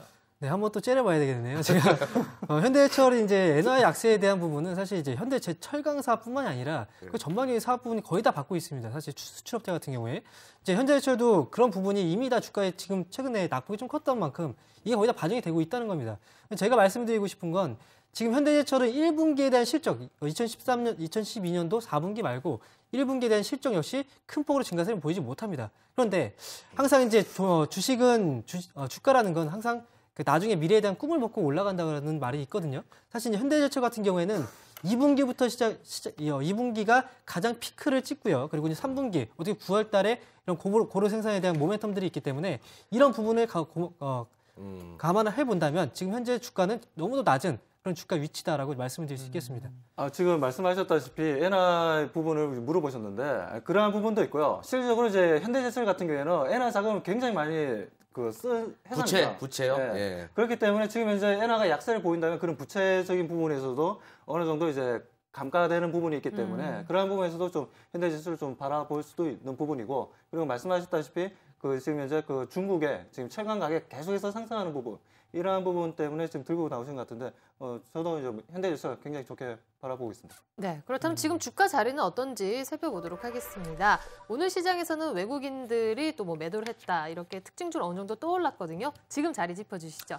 네, 박수범 전문가님께서도 칭찬해주신 현대제철 차트를 잠깐 보도록 하겠습니다. 네, 현대제철 지금 주가 흐름을 보게 되면요. 지금 최근 들어서 횡보 좀 답보 국면이 있었어요. 네. 한 9만 원 정도 선부터 시작해서 이제 하방으로 본다면 지금 이제 박스권에 이제 횡보 흐름이 좀 있었죠. 하방 쪽으로 본다면 지금 거의 이제 8만 원대까지 이제 하방의 흐름이 있었는데 지금 사실 흐름으로 따진다면 지금 거의 박스권 횡보 흐름입니다. 제가 이 기업을 말씀드릴 때 밑에서 이제 주가가 하락 시에 조금씩 모아가야 되는 그런 종목이라고 말씀드린 건 최근 들어서 주가가 빠지면서 지금 그 박스권의 거의 하단 부분까지 다 밀려왔기 때문에 지금 부분에서는 충분히 가격적인 메리트가 있다라고 말씀을 드릴 수 있겠고요. 이제 매수가 같은 경우에 사실 이제 82,500원이 오늘 종가입니다. 그런데 좀 낮은 가격에 살 수 있다면 이제 83,300원 정도까지 한번 조정을 받을 때 그때 매수 접근이 가능하지 않을까라고 보고 있고요. 목표가 같은 경우에는 사실 이제 박스권 상단 부분을 찍어드리고 싶지만 2013년도 전반적인 경기 분위기를 본다면 당연히 이제 추가적인 상승 가능성 여력 충분히 있다라고 생각이 들거든요. 그렇기 때문에 이전에 이제 매물대가 좀 위에 매물대가 있는 좀 높은 가격을 좀 제시를 해드리도록 할게요. 목표가는 장기적인 관점으로 11만 6천 원 정도로 제시를 해드리도록 하겠고요. 손절 라인 같은 경우는 77,800원 부분을 손절 라인으로 제가 제시를 해드리도록 하겠습니다. 네, 자 대형주인데요. 최근에 자동차와 IT를 제외하고 어느 정도 순환매가 좀 빠르게 진행이 되는 것 같더라고요. 자, 철강주들이 또 어떤 흐름을 보일지 현대제철 관심 있게 잘 지켜보셨으면 좋겠습니다. 자, 다음 또 바로 이경락 전문가의 웹젠 기업 살펴보도록 하겠습니다. 기업 설명 후에 우리 다른 전문가분들께서도 굉장히 날카롭게 많이 질문해 주시길 바랄게요. 네, 한번 째려보게 말씀드릴게요, 제가. 네, 그런 거 좋아합니다. 네. 자, 제가 정말 좋아하시네요. 네. 가지고 온 종목은 웹젠입니다. 작년에도 제가 한번 언급을 했었던 그런 종목이다라고 말씀드릴 수 있을 테고요. 뭐 여전히 좋은 주가 흐름을 보이기 때문에 시청자 여러분에게 또 한번 2013년도 주목해야 될 종목 1순위로 가지고 왔다라고 말씀을 드리겠습니다. 저 화면을 보시면 아주 성장하는 큰 나무가 이렇게 아주 뿌리를 깊게 바꿔서 건실하게 버티고 있습니다. 이런 기업이 될 수 있는, 이런 나무처럼 성장할 수 있는 기업이다라는 말씀 먼저 드리면서 살펴보도록 하겠습니다. 자, 지금 화면에 보이는 것이 중국의 PC방입니다. 우리가 전문가님들 혹시 게임 좋아하시는가요? 리니지 혹시 게임 아시나요, 리니지? 네, 알고 있습니다. 이 우리나라 10년 전에 유행했던 게임이 리니지거든요. 이렇듯이 중국이 지금 우리나라 10년 전의 모습을 바라본다면 이렇게 PC방이 지금 중국에서 열풍을 일으키고 있다라고 말씀드릴 수 있을 테고요. 무슨 닭장 같죠?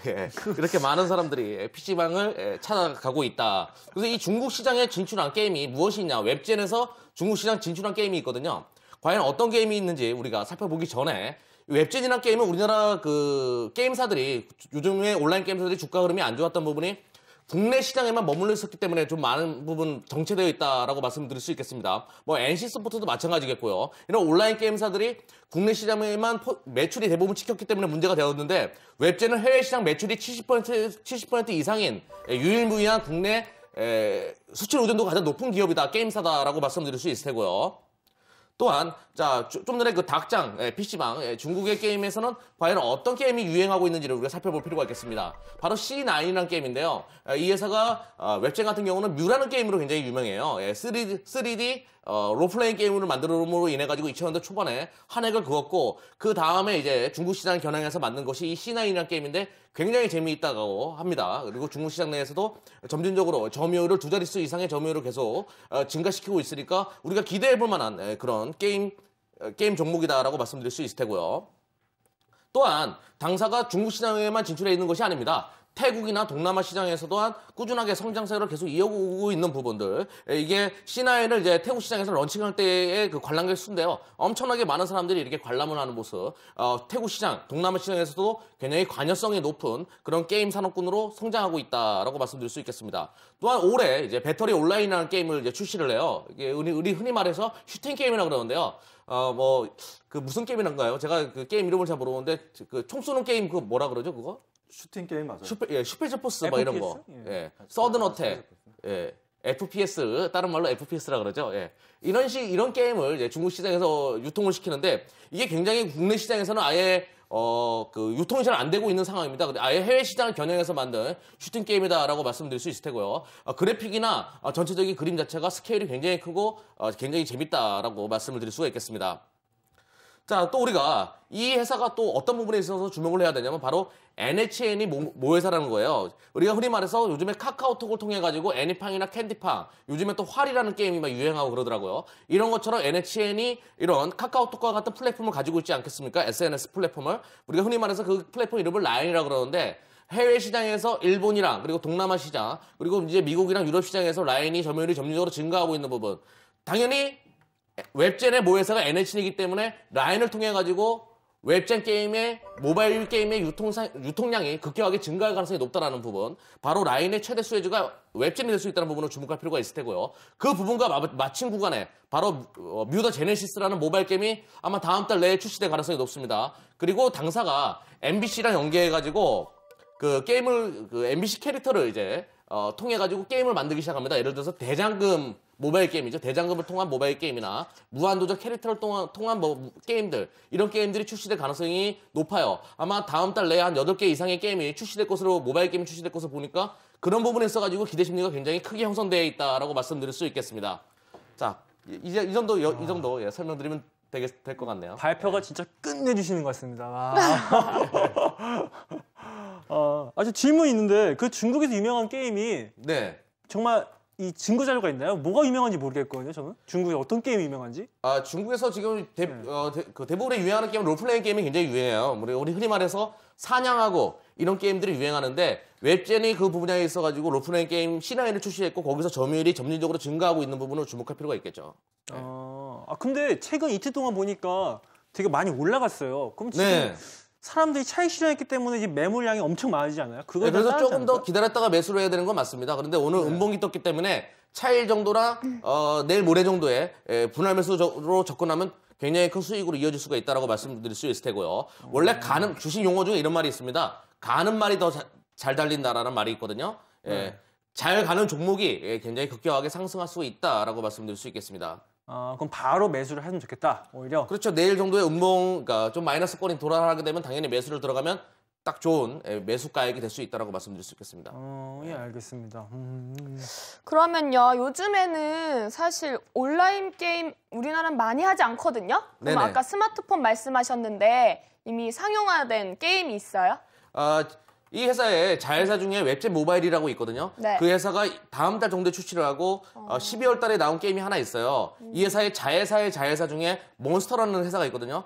정확하게 무슨 다이렉트 몬스터인가 이름이 기억이 안 나는데 굉장히 천재성이 뛰어난 청년들이 모여서 만든 게임이 있는데 아직까지 출시는 되지 않은 걸로 알고 있어요. 시장에 내놓는데 그 전문가들 사이에서는 굉장히 좋다라는 말이 나오고 있고 아마 웹젠 모바일에서 다음 달 내에 게임 출시될 때 같이 출시될 가능성이 높습니다. 그러니까 웹젠이 기존의 온라인 게임에서 완벽하게 모바일 게임사로 거듭나고 있는 부분, 업그레이드 시키고 있는 부분이 바로 투자의 포인트다라고 말씀드릴 수 있겠습니다. 네. 아, 근데 그 게임 한국에 안 나오나요? 한국에요? 네. 당연히 한국에 나오죠. 아. 한국 시장을 먼저 겨냥해가지고 모바일 게임들이 출시될 것입니다. 뮤더 제네시스나 뭐 그밖에 뭐 삼국지 관련 게임들도 있을 테고 그 기존에 우리가 알고 있는 게임들, 뭐 라이트한 게임들, 예를 들어서 애니팡이나 이런 것들은 굉장히 누구나 손쉽게 할 수 있는 게임이지만 웹젠에서 노리는 것은 조금 더 하드한 게임들. 그러니까 관련성이 깊고 돈 지불이 잘 나올 수 있게끔 만든 그런 게임들, 중독성이 있는 게임들을 만들어내려고 노력을 하고 있는 걸로 알고 있습니다. 아마 그런 게임이 나올 가능성이 높겠고요. 주목을 해야 되겠죠. 그러니까 네, 매니아층을 겨냥한 거죠? 네? 게임 매니아층을 겨냥해서 뭐 모바일 게임도 네. 누구나 쉽게 더 매니아층이 될 수가 있다고 보고 있거든요. 예를 들어서 자기 그 캐릭터를 업그레이드하는 재미 이런 것들을 굉장히 중요하게 생각하는 웹젠 시나리오 그 팀이기 때문에 분명히 그런 게임이 출시될 가능성이 높겠죠. 네. 전문가님은 게임 좋아하시나요 혹시? 저는 게임을 별로 안 좋아합니다. 예. 저는 게임을 유일하게 하는 게임이 모바일 게임에 펀치 히어로라고 그 게임이 있어요. 네. 권투하는 게임인데 아주 시원하죠. 예, 네. 다운받아 해보십시오. 예, 자, 다른 전문가님들 뭐 네. 날카롭게 질문 없으신가요? 네, 제가 질문을 좀 하겠습니다. C9 게임 해보셨나요? 예? C9. C9 게임. 예, 한 번은 해봤습니다. 예. 아, 왠지 C9 게임 표정에서 안 해보셨으면 한 것 같은 네. 느낌이 네, 들어요. 아니요, 왠지 좀 해봤어요. 근데 얼버무리시는 저도 게 어지러워가지고 못하겠더라고요. 네, C9 게임을 해보셨으면 아시겠지만 좀 대작이에요. 네. 대작이라는 게 무겁다는 거죠. 그래서 우리나라 PC에서도 끊김이 좀 많았습니다. 그래서 좀 문제가 됐었거든요. 네. 근데 그게 사실 이제 중국에 대한 모멘텀 C9이 이제 진출하게 되면은 이 게임이 라이트해지진 않거든요, 사실. 똑같이 갑니다. 네. 근데 중국 같은 경우에 우리나라는 인터넷망도 지금 제대로 좀 많이 인터넷 쪽으로 온다면 우리나라가 좀 많이 잘 깔려 있죠. 네. 근데 중국 같은 경우에 인터넷망이 좀 제대로 구축이 안 돼 있어요. 그런 부분도 그렇고 이제 컴퓨터의 사양적인 문제도 그렇고 본다면 사실 이제 C9이라는 게임이 일부 중국 쪽에서도 멈추는 사태가 좀 많이 발생이 된다면 사실 이제 흐름이 끊겨버리거든요. 그 부분에 대해서 제가 알기로는 한 달 전에 저한테 그 얘기를 하신 걸로 제가 알고 있고요. 그런 부분에 있어가지고 다 알아봤죠. 예, 네. 다 알아봤는데 중국 시장에서 사용하는 사람들의 대부분은 우리말에서 그 좀 상류층 사람들이나 중산층 이상의 사람들이 C9을 많이 한다는 얘기가 있더라고요. 그러니까 인프라랑 이런 부분에 있어가지고 어느 정도 다 해지를 해놓은 사람들이 매니아층이 많은 걸로 알고 있고요. 제가 알기로는 일반적으로 서민화들, 그러니까 뭐 그 포괄적으로 퍼지지는 않았다라는 것으로 알고 있습니다. 하지만 중국 시장 내에서 충분히 할 만한 그런 게임이다라는 얘기를 들었어요. 그리고 실제로 계층이 좀 다르다는 말씀이시죠. 그리고 예. 또 한 가지 말씀을 드리면 네네. 지금 이게 그 온라인 게임 업체 같은 경우에는 지금 이제 모바일 쪽으로 이제 돌아서면서 문제가 되는 게 네. 이게 무거워요, 너무. 그죠? 근데 지금 모바일 게임이 성공할 수 있었던 부분이 라이트한 게임이었기 때문에 그렇죠. 성공할 수 있었거든요. 네. 그래서 이제 누구나 다 게임을 할 수 있는, 어른들도 이제 손쉽게 게임을 할 수 있는 그런 거였기 때문에 애니팡이라는 것도 캔디팡이라는 것도 이제 제가 이 말씀 성공을 드릴게요. 지금 네. 이제 제가 다 예상했던 질문들을 하시는데 그 게임 매출이 가장 많이 찍히는 게임이 뭐라고 생각하십니까? 그러니까 누가 가장 많이 다운받은 거 말고 가장 매출이 많이 찍힌 거.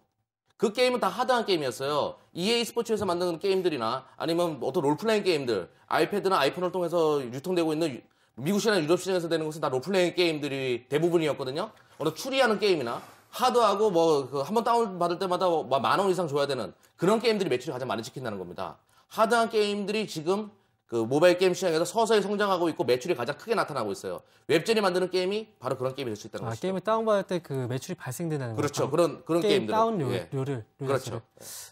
그만큼 중독성이 강한 게임들이 전 세계 시장에서 많이 맥히고 있다는 부분. 하나의 트렌드입니다, 요즘에. 예. 알겠습니다. 네. 자, 오늘 시장에서는 한 1% 정도 조정을 받았고요. 차트 흐름 짚어주시겠지만 그동안 쭉 하락하면서 바닥을 계속 다졌던 것 같긴 해요. 웹젠 같은 경우는 뭐 다 아시다시피 그동안에 그 모바일 게임사들에 대한, 그러니까 온라인 게임사들에 대한 시장의 매기가 많은 부분 이제 그 소강 상태를 보였다라고 말씀드릴 수 있을 테고요. 그 부분의 영향에 의해서 주가 흐름이 그동안에 좀 많은 안 좋은 모습을 보였습니다. 근데 올해 들어오면서 갑자기 거래량이 증가하면서 급격한 상승세로 이어가고 있다라고 말씀드릴 수 있을 테고요. 좀 차트를 보시면 최근 급격한 거래량이 동반되면서 큰 폭의 상승분을 보여주고 있다라고 말씀드릴 수 있겠습니다. 네. 뭐 지금 시작한다라고 말씀드릴 수 있을 테고요. 그리고 이 당사가 지금 9,190원이거든요. NHN에서 당사를 인수했을 때 18,000원에 인수했어요. 그러니까 NHN을 인수하고 나서 지금 반토막이 났는데 NHN에서 절대 물량을 줄이지 않고 있죠. 그만큼 이 회사의 성장성에 대해서는 의구심이 없다라고 말씀드리겠고요.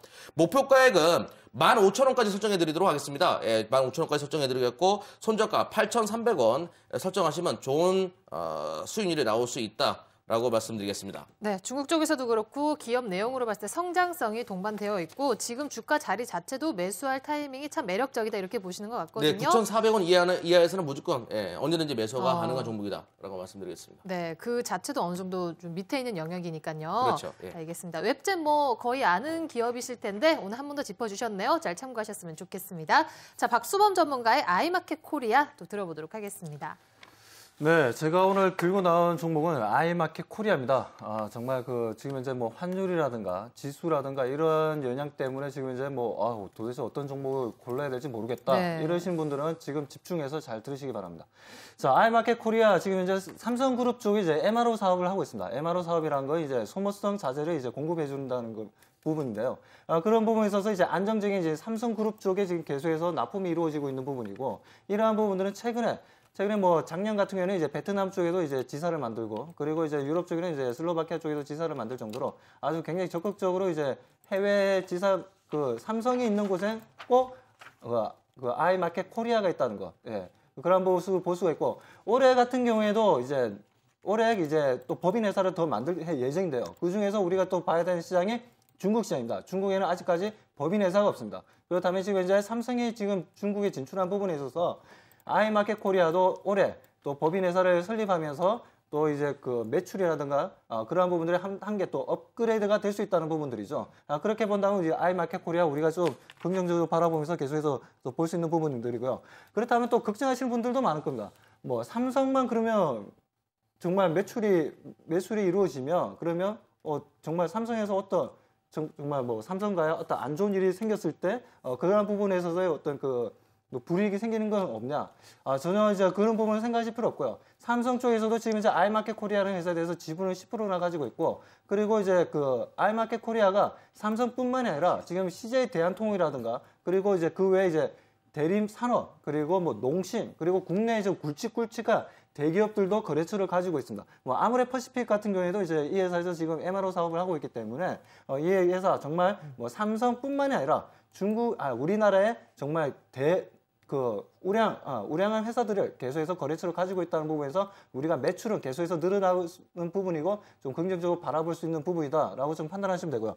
그렇다면 이제 매출의 부분에서도 이제 작년보다 올해 매출도 이제 거의 한 20% 정도 성장할 것으로 보고 있는데, 지금 이제 실적입니다. 4분기 실적이 이번에 1월 31일이죠. 바로 이번 주 목요일입니다. 목요일 날 실적 발표가 있는데 충분히 가이던스보다는 좀 서프라이즈가 나올 것으로 보고 있기 때문에 오늘도 이제 차트를 보면서 좀 말씀을 드리도록 하겠습니다.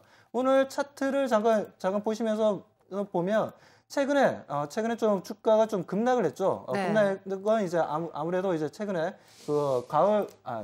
투자 자문회사에 가 이제 지분을 거의 약 17% 정도 가지고 있는데 그러한 부분들이 좀 악재로 좀 작용하면서 좀 좋지 못했던 부분이지만 최근에 보면 이제 계속해서 이제 매수 물량이 들어왔습니다. 외국인들의 큰 매수 물량이 계속 들어왔고 기관 쪽에서 매도 물량이 계속 나왔지만 그게 관계없이 지금 현재 외국인들의 계속되는 수급이 형성되었다는 부분. 그리고 이제 투신 쪽에서도 기관 쪽에서도 연기금 쪽에서 매도를 했지 투신 쪽에서는 또 오히려 지금 현재 바닥이라고 생각하고 매수 물량이 들어왔다는 부분입니다. 그렇다면 지금 오늘도 이제 이렇게 장이 좋지가 못한 부분에서도 5% 이상 상승했습니다. 정말 좋은 종목이니까요. 단기간에 여러분들이 정말 수익을 정말 보고 싶다. 너무 지금 시장 빠지면서 너무 힘들다. 그러면 꼭 내일이라도 아이마켓 코리아 관심 가지시기 바랍니다. 네. 자, 일단 차트까지 짚어주셨는데 너무 가파르게 하락을 했기 때문에 어떻게 보면은 좀 상익 씨가 좋아할 수도 있는 종목이 될 것 같아요. 왜냐하면 또 그 반등할 수 있는 자리일 것 같거든요. 상익 씨 그렇지 않으세요? 근데 제 질문이 5일 동안 악재 때문에 뚝 떨어졌잖아요. 가장 큰 악재가 정확하게 좀 알려주시겠어요? 뭐 어떤 악재 때문에 이렇게 많이 떨어졌는지. 네. 아무래도 이제 수급적인 부분인데요. 지금 현재 투자 자문회사의 대표가 좀 횡령했다는 얘기가 나오면서 지금 현재 주가가 크게 이제 내려온 부분인데 이러한 부분들은 아무래도 횡령 사건이 생기면 이만저만 투자회사 같은 경우에는 우리가 은행 같은 경우에도 이제 뱅크런이라는 게 이루어지지 않습니까? 그런 것처럼 펀드 자체도 이제 환매하는 물량들이 나올 수가 있다는 거죠. 그래서 이제 그런 염려 때문에 지금 현재 주가가 좀 매도하는 물량이 좀 많았다고 보시면 되고 이제부터는 좀 더 우리가 좀 더 관심을 가지고 지금 현재 거의 뭐 내려올 때까지 다 내려왔습니다. 그렇기 때문에 이 정도 가격대는 정말 싸다라고 좀 말씀을 드리고 싶고 여기서는 지금 정말 지수, 환율 관계없이 계속해서 성장만 본다면 이 아이마켓 코리아 관심 가지시라고 말씀드리고 싶네요. 근데 제가 여기가 계열사가 삼성에서 인터파크로 바뀌었잖아요. 네. 근데 제가 얼마 전 박수문 전문가님이 인터파크를 매수했잖아요. 네. 그럼 인터파크가 만약 올라가면 여기 있는 이 종목도 같이 올라가는 건가요? 그런 이제 시너지 효과 충분히 이루어질 수 있죠. 오늘도 보시면 인터파크 상승인 거 알고 계시죠? 네, 오르고 있습니다. 예. 네, 아주 선택 잘하셨죠? 네. 그러면 이거 다시 선택하시면 돼요, 또. 그런 간단한 거군요. 네, 아주 간단하게 하셨다고요. 주식 너무 어려운 거 아니에요. 정말 쉽게 할 수 있어요. 네, 알겠습니다. 그러면요, 삼성이요. 네. 솔직히 버린 거예요? 그렇게 성장 가치가 있으면 계속 쥐고 있을 텐데 왜 그렇게 됐어요? 아무래도 이제 정부에서 나오는 이제 경제 민주화 부분이죠. 이 MRO 사업 같은 경우에는 좀 중소기업들이 해야 된다. 공정위에서 그런 걸 이제 선을 잘라준 거죠. 예, 선을 잘라줬기 때문에 그러한 부분에서 이제 중소기업 쪽으로 이제 넘어갔다고 보시면 되고요. 삼성에서 뭐 이 회사의 성장률 아니면 이 회사에 대해서 뭐 안 좋은 악재 그런 부분이 아닙니다. 이거는 이제 경제 민주화 부분, 공정위에서 대기업이 할 수 있는 사업 그리고 중소기업이 할 수 있는 사업 이렇게 칼을 딱 나누다 보니까 이제 지분이 넘어갔다라고 보시면 됩니다. 네. 버린 건 아니었군요. 이경락 네. 전문가께서 굉장히 입이 근질근질하신 것 같아요. 계속 뭐 질문 있으시죠? 저는 궁금한 게 인터파크를 저번 주에 가지고 오셨잖아요. 네. 우리 주식 투자를 처음에 할 때 그 계란을 한 바구니에 담지 말라는 얘기를 하거든요. 그러니까 아이마켓 코리아 주가가 빠지면 인터파크도 리스크가 생긴단 말이에요. 그런 부분에서 왜 같은 종목을 이게 또 이번 주까지 같이 준비하셨는데 네. 시간이 없으셨나요? 그러한 부분은 아니요. 그러한 부분은 좀 사업적으로는 완전히 똑같은 게 아니지 않습니까? 이게 좀 약간 중복되는 부분이 있다 뿐이지. 그리고 그런 부분들은 뭐 사업이 똑같은 게 아니라 지금 현재 보면은 그 자회사가 모회사의 관계입니다. 하지만 이제 그러한 부분에서 좀 주가에는 좀 영향을 미치지만 오히려 아이마켓 코리아가 인터파크에 영향을 미치지 인터파크의 주가가 아이마켓에 영향을 미치는 건 아닙니다. 주가 흐름을 보시면. 그리고 이제 그 아이마켓 코리아 같은 경우는 제가 가지고 나왔던 이유가 아무래도 온라인상으로서 앞으로 매출이라든가 영업이익률적인 부분에서 우리가 좀 바라봐야 된다라는 의미에서 가지고 나온 거고, 그리고 이제 아이마켓 코리아를 제가 오늘 들고 나온 이유는 바로 이러한 MRO 사업에서 B2B 사업도 이제 영위하면서 계속해서 성장하는 회사가 있다. 이런 회사를 바라보시면 정말 지수 환율 관계없이 정말 기업의 모멘텀만 보고도 충분히 우리가 수익을 만들 수 있다라는 의미에서 좀 가지고 나왔습니다. 네. 자, 가장 귀가 솔깃한 부분이 언급해 주신 것처럼 지수 환율에 영향받지 않는 지금 시장에 딱 맞는 종목이다 이렇게 보시는 것 같은데요. 주가 자료도 미리 살펴보셨지만 굉장히 크게 하락을 했지만 어느 정도 반등을 하는 것 같다. 이런 부분들도 어떻게 메리트가 잘 발생했는지 잘 지켜보셨으면 좋겠습니다. 자, 총 3종목에 대해서 저희 또 잘 들어봤는데요. 자, 오늘도 두 분께서 최종 선택을 잘 하셔야 되는데 궁금해지네요. 최종 선택하셨나요? 예. 네, 저는요, 대형주고요. 그렇다고 해서 변동이 그렇게 크게 있을 것 같지 않고 저한테 맞는 종목 같았어요. 그리고 마지막으로 황민혁 전문가님을 한 번 더 믿어보기로 했습니다. 어때요? 전문가님 믿어도 되죠, 이번에? 네, 한 번 더라고 말씀하시니까 무섭네요. 또 더 믿으셔야 되는데. 아무튼 잘 선택하셨고요. 지금 현재 가격대면은 충분히 저가 매력가 충분히 있는 그런 기업 중에 하나입니다. 잘 선택하셨습니다. 저는 고른 게 이경락 전문가님 웹젠. 맨 처음에 솔직히 말해서 박수훈 전문가님의 아이코리아 마켓을 하려고 했는데 방금 말씀하신 그 계란 한 바구니. 그 순간 듣는 순간 그런가? 하는 이 혹한 거에 아무튼 웹젠 선택했습니다. 그리고 웹젠을 선택했다면 안 받습니다. 말 빠르신 거군요. 네, 감사하고요. 현명한 선택이 되리라 믿어 의심치 않습니다. 네, 알겠습니다. 자, 은지 씨는 현대제철의 상익 씨는 웹젠 종목을 최종 선택했습니다. 내일 시장에서 또 잘 편입하시길 바랄게요. 안녕히 가세요. 감사합니다. 감사합니다. 안녕히 계세요.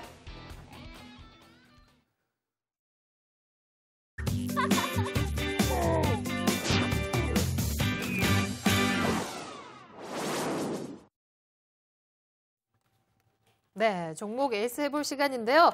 자, 오늘은 일단은 포트폴리오 현황 짚어드리고 에이스는 또 내일 시간에 더 꼼꼼히 해드리도록 하겠습니다. 화면으로 만나보실게요. 은지 씨의 포트폴리오 현황입니다. 총 8종목 보유하고 계시네요. 지난주 선택하셨던 롯데하이마트는 오늘 68,900원에 신규 편입하셨네요.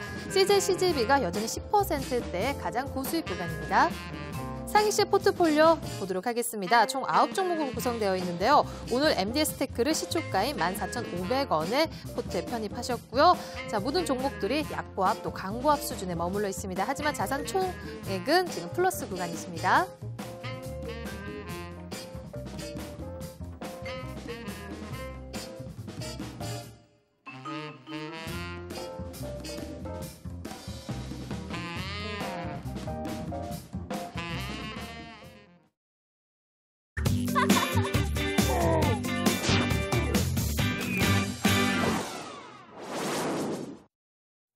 네, 자 오늘도 잘 마무리를 해야 되는데요. 이슈 토크로 제가 또 열띤 토론을 해볼까 합니다.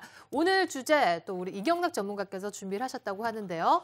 네, 요즘에 그 기댈 언덕이 중국밖에 없다라는 이야기를 제가 많이 드리는데요. 네. 자, 우리가 중국이 작년 12월 달 경제 공작 회의 때부터 서서히 나오고 있는 중국의 도시화 관련된 이야기를 안 하고 넘어갈 수가 없기 때문에 구체적으로 그 면목에 대해서 우리가 살펴볼 필요가 있다라고 말씀드릴 수 있겠습니다. 자, 지금 현재도 이뤄지고 있어요. 1월 18일부터 1월 31일까지 중국의 지방 정부에서는 지방 양회가 지금 열리고 있습니다. 그리고 그 분위기가 넘어가가지고 올해 3월 달에 중앙 정부 양회가 열리는데요. 이 부분에 있어가지고 과연 어떤 정책들이 나올지 우리가 바라볼 필요가 있다라고 말씀드릴 수 있을 테고요. 첫 번째로 우리가 관심 가져야 될 가장 주 포인트는 도시화율에 관련된 이야기입니다. 중국이 가장 지금 내세우는 것이 도시화인데요. 과거 2002년도 때 후진타오가 말했던 그런 도시화랑은 많이 다릅니다. 신도시화 개혁이라고 말씀을 드릴 수 있을 테고요. 그 내용인 즉 어떤 내용인지 그리고 이들이 왜 도시화율을 준비하고 있어야 되는지 그 부분에 대해서 우리가 깊이 있게 분석해보는 시간을 갖도록 하겠습니다. 지금 현재 일본과 미국의 도시화율 바라봤을 때 80%가 넘어가요. 우리나라도 물론 80%가 넘어가죠. 그리고 심지어 같은 브라질과 러시아 같은 경우도 80%가 넘어간다는 얘기예요. 브라질과 러시아도 지금 70%, 80%가 넘어가고 있다라고 말씀드릴 수 있겠습니다. 하지만 중국은 여전히 50% 정도에 머물러 있다. 이 부분을 2020년도까지 60% 이상으로 끌어올리겠다는 것이 바로 시진핑과 리커창이 말하는 바로 신도시화 전략의 첫째 과제다라고 말씀드릴 수 있겠습니다. 자, 그러면 중도시화 정책의 주 포인트가 2020년도까지 60%까지 도시화율을 끌어올린다라는 얘기인데, 그러면 이것이 실질적으로 어느 정도 규모냐면요.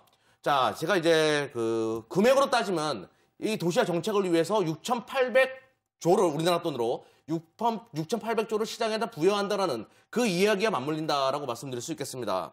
그 부분은 이제 도대체 구체적으로 어디를 발전시키고 어떻게 도시화를 시킨다 이 얘기로 넘어가야 되겠죠. 자, 우리가 이제 자세히 보시다 보면 1선 도시가 있고 2선 도시가 있고 3선 도시가 있습니다. 근데 3선 도시라는 것은 바로 도시화율이 가장 필요한 그런 구간에 있는 도시들인데요. 다 중서부에 위치해 있습니다. 그러니까 동부나 그리고 남부 쪽은 어느 정도 그 시장에서 어느 정도 지속적으로 그 도시화율이 이루어지고 있는데 그 3선 도시 중서부 지역은 50% 미만의 계속 모습을 보여준다는 것이겠죠. 그러면 이 부분은 이제 어떻게 개혁을 해야 되는지를 살펴볼 필요가 있습니다. 첫 번째로 토지 개혁이 필요합니다. 중국은 지금 농업용 토지를 매매하는 데 있어가지고는 법적인 규제가 없는데 농민이 상업용 토지를 매매하는 데 있어가지고는 법적인 규제가 행해지고 있고요. 또 두 번째 우리가 주목해야 되는 부분이 그 호구제도입니다. 호구제도. 아직도 호적제도가 있어요. 그러니까 대부분의 농민들이 도시화에서 일을 하는데 그들이 주거지는 농민으로 찍히기 때문에 실질적으로 도시화 비율을 따지고 보면 50%로 나왔지만 실제로 35%밖에 되지 않습니다. 이 호구제도를 개선을 해가지고 중서부 지방에 있는 농민들을 도시화로 끌어들인다는 것이 주 골자입니다. 아무튼 그 내용은 그렇고, 그럼 중서부 지방 개발에 있어가지고 왜 이들이 이렇게 중서부 지방 개발을 하고 호구제도로 개선하고 토지 개혁까지 하면서까지 도시화를 만들려고 하는지 우리가 그 부분을 주목할 필요가 있겠죠. 자, 2015년 이후 경제 성장률을 글로벌 인사이트에서 조사한 결과에 의하면 미국은 2%대 경제 성장률을 보일 것으로 보이고요. 유럽연합은 1%대 경제 성장률을 보일 것이라 보고 있습니다.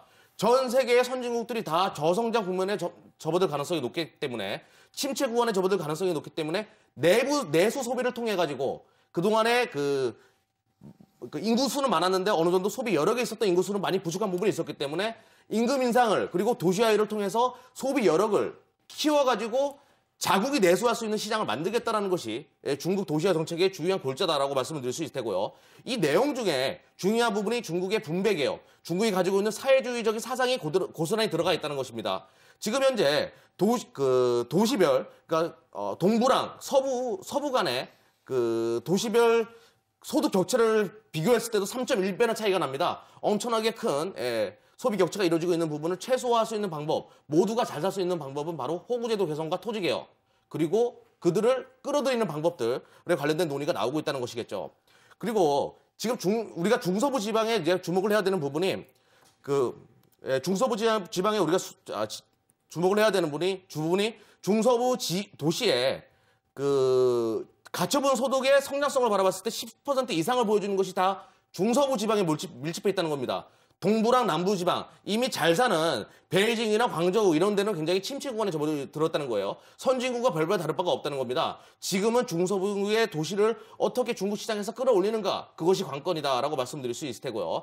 자동차 등록 대수 추이를 바라보더라도 그 중서부 지방에 있는 소도시들, 3선에 있는 도시들에서 자동차 등록 대수가 급격하게 증가하는 모습을 보여주고 있습니다. 오히려 대도시는 감소한다는 걸 느낄 수가 있겠죠. 이런 부분에 있어가지고 우리가 이제 중서부 지방을 어떻게 개발하는 거에 대해서 우리가 살펴볼 필요가 있는데, 그러면 중서부 지방은 개발하는 데 있어가지고 전반적인 인프라나 토지 개혁을 통한 그 주택 건설이나 이런 부분에 있어가지고 화랑기가 접어들 가능성이 굉장히 높아요. 그러니까 지금 중서부 지방에다가 인프라나 주택 규모 증설하는 부분에 있어가지고 구체적인 금액은 안 나왔지만 기대 이상의 금액들이 만들어질 것이다. 정부의 지원들이 만들어질 것이다. 라는 얘기들이 나오고 있겠고요. 그 부분, 그리고 소비 여력이 좋아지다 보니까 중국의 자동차 등록 대수가 급격하게 더욱더 증가할 가능성. 그래서 전반적으로 철강이나 기계, 그리고 자동차 산업이 또 다른 중국 내수 시장의 수혜주로 부각될 가능성이 굉장히 높다라는 부분을 말씀드리겠습니다. 네. 일단은 글로벌적으로 공조를 한다. 중국 쪽에서 도시화 정책이라든지 여러 가지 정책적으로 당연히 수혜를 받을 것이다라는 거에 대해서는 같은 의견이신 것 같은데, 얼마만큼의 그 업종군들이 또 다른 의견이냐거든요. 네네. 자, 다른 의견 빨리 또 내주시죠. 다른 의견이라기보다는요. 지금 이제 업종별로 가장 같이 중요한 보시나요? 게 사실 이제 너무 이제 자세하게 설명을 해주셔서 그런 것보다는 제가 지금 기억에 남기로는 일단 그 중국에 대한 그 모멘텀, 즉 도시화에 대한 모멘텀으로 부각이 될 수 있는 그 업종들, 이게 바로 중국 관련 내수주들이거든요. 내수주 플러스 알파로 본다면 이제 철강 업종 앞에서, 그리고 화학 업종들, 그런 업종들, 그리고 중국과 관련해서 중국 쪽에 진출한 기업들 있죠. 한국콜마라든지 화장품 기업들, 그런 기업들을 같이 좀 보시면 좋지 않을까라는 생각이 듭니다. 참조로 중서부 지방에다가 공장이나 생산 라인을 두려고 하는 기업들이 있어요. 그 기업들은 너무 많아가지고 제가 지금 이제 아직 준비를 못했는데, 그 기업들도 시청자 여러분들이 한번 주목할 필요가 있겠다라고 말씀드리겠습니다. 네, 오늘 시토크 시간에서는 중국의 경제 회복에 대해서 저희가 얘기를 나눠봤는데요. 폭발적인 성장을 가지고 있는 중국 쪽에 대해서는 당연히 의심할 여지가 없기 때문에 앞으로도 뉴스라든지 증시 동향을 함께 잘 살펴봐야 될 듯합니다. 자, 이경영 전문가님 오늘 많이 준비해 주셨네요. 고맙습니다. 네, 못내 아쉽습니다. 네, 알겠습니다. 자, 저희가 준비한 내용은 여기까지인데요. 또 무료 방송에 접속하시면 우리 전문가분들께서 더 많은 내용들을 여러분께 주신다고 하네요. 홍보해 주시죠. 네, 먼저. 내일 장중 무료 방송이 있습니다. 많이들 참석하셔서 아침 9시에 시작해서 이제 3시에 끝납니다. 장중에 계속해서 이제 방송하니까요. 많은 분들 들어오셔서 많은 도움 받으시기 바랍니다. 네, 저는 박수원 전문가 무료 방송 끝나고 나서 커피 한 잔 드시고 4시에 바로 이어서 시청자 여러분들과 함께하는 시간을 갖도록 하겠습니다. 많은 분들의 참여 부탁드리겠습니다. 네, 세 분의 전문가 오늘 정말 수고하셨습니다. 다음 기회에 다시 뵙겠습니다. 안녕히 돌아가세요. 네, 준비한 내용은 여기까지입니다. 내일 장 마감 15분 전에 다시 찾아뵙겠습니다. 고맙습니다.